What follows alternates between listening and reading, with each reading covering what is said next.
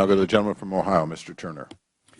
Thank you, Mr. Chairman. I appreciate your holding this hearing. There are a number of investigations, congressional, internal IRS, Department of Justice, the IG, all targeting the issue of who knew what when, who was involved, who directed these targeting actions, and who is complicit.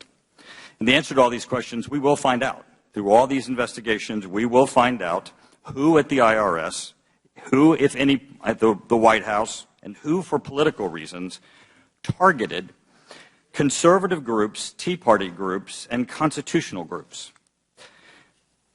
There are those who would have us believe that this was just spontaneous, that this just erupted in the organization, but I don't think anybody believes that. Someone did this. Someone directed this. Someone orchestrated this. And someone was complicit in this. But that's not my focus today. My focus today is wanting to make certain that this never happens again. I was absolutely shocked when Ms. Lerner from the IRS made her statement of, we made mistakes. For that, we apologize. I was shocked, and I think the American people were shocked because they were thinking, that's an apology?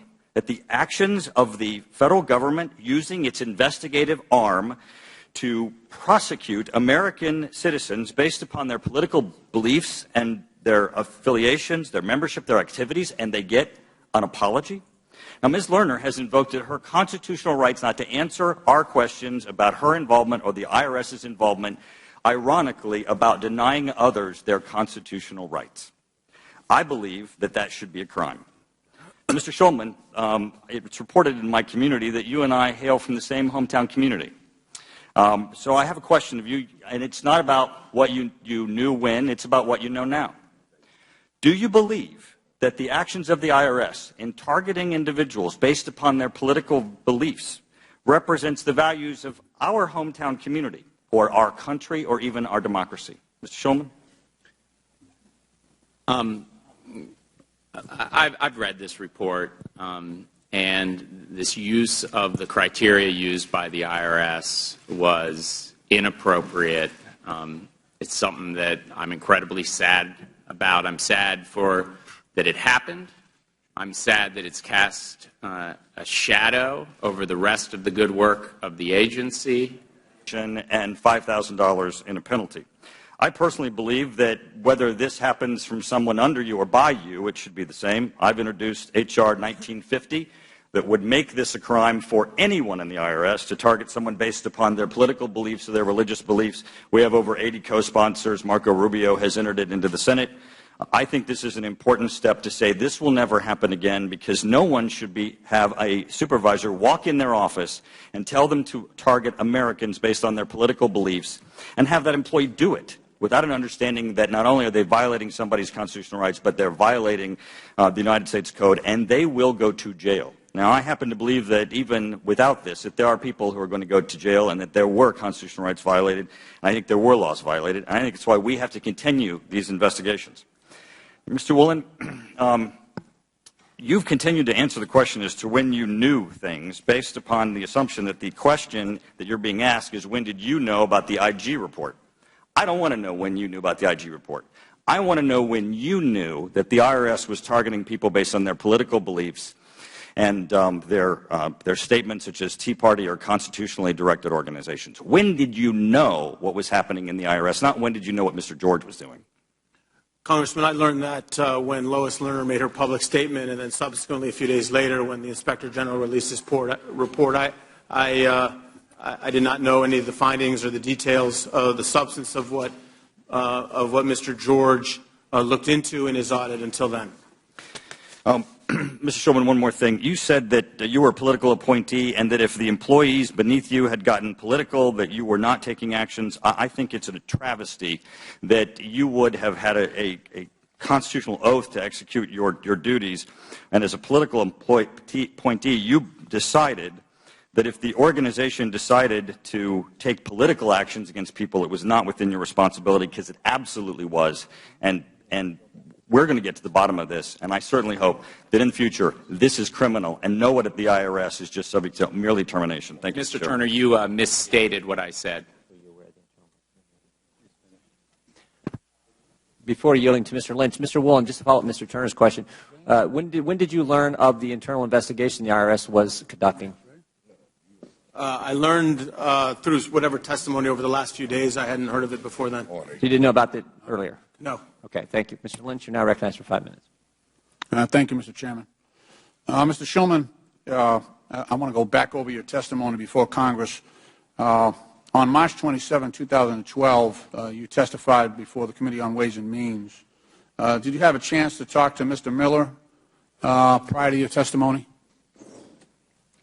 On March 22? March 22, 2012. Any time prior to that, did you have a chance to talk with you? Now, you're testifying before Congress. Obviously, you prepare for that. Did you speak to Mr. Miller before your testimony? To the best of my knowledge, I did. You did? Okay. How about Ms. Lerner? Did you speak with Ms. Lerner prior to your testimony? I don't remember speaking with Ms. Lerner before my testimony. Okay. I want to just describe what Chairman Bostaney said to you in a dialogue. He said, "We have seen some recent press allegations that the IRS is targeting certain Tea Party groups across the country, requesting what have been described as onerous document requests, delaying approval for tax-exempt status, and that kind of thing. Can you elaborate, this is his question to you, can you elaborate on what is going on with that? Can you give us assurances that the IRS is not targeting particular groups based on political leanings?" In response to that question, you answered, and this is a quote, "There is absolutely no targeting." Now, what was the basis of your answer? So I had received letters from members of Congress, I believe, too. I know that. You received a lot of them. Excuse me? You received quite a few. On this issue, I believe I received 2, but I'm not sure of the number before that testimony.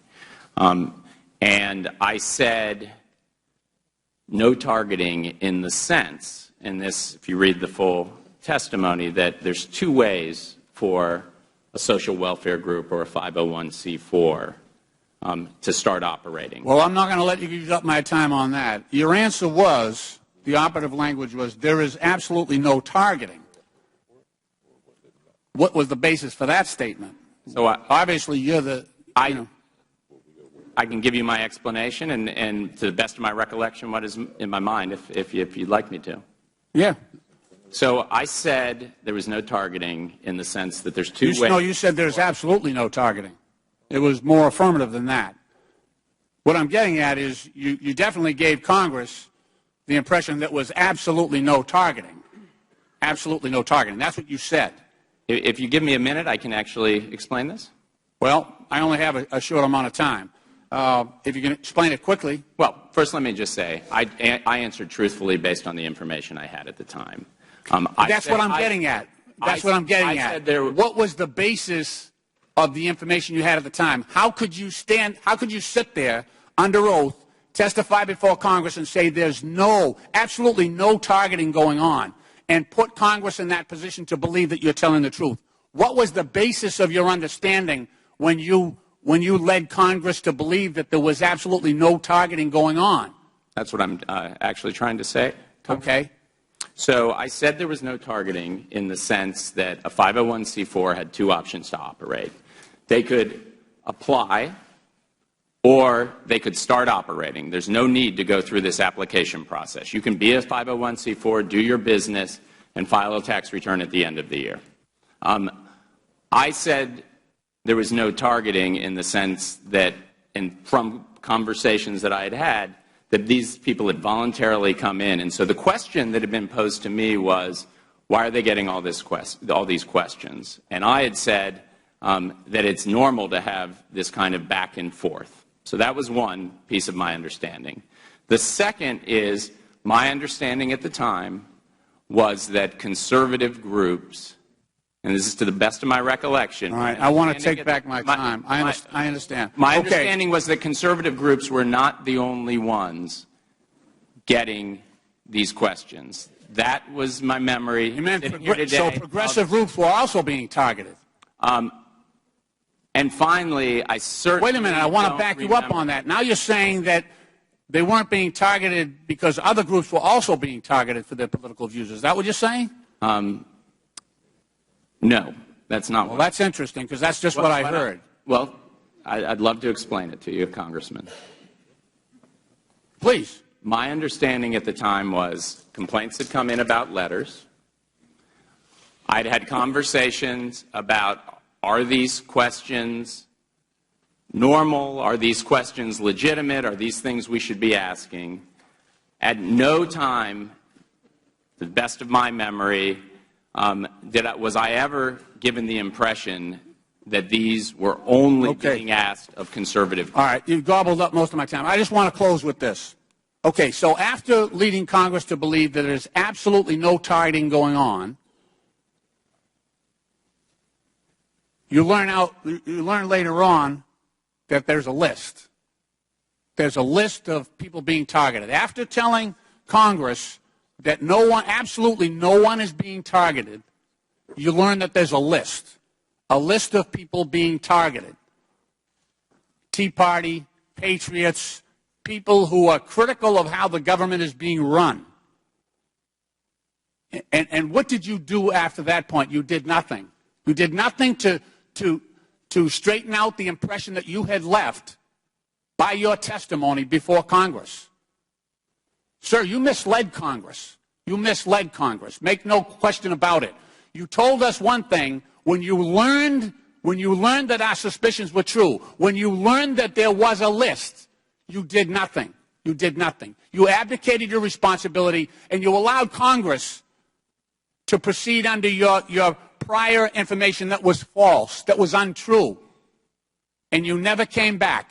You never notified Congress to say, sir, I gave you the wrong information. I misled you. You never came back to Congress to straighten out that impression. That's inexcusable. It really is. I yield back the balance of my time.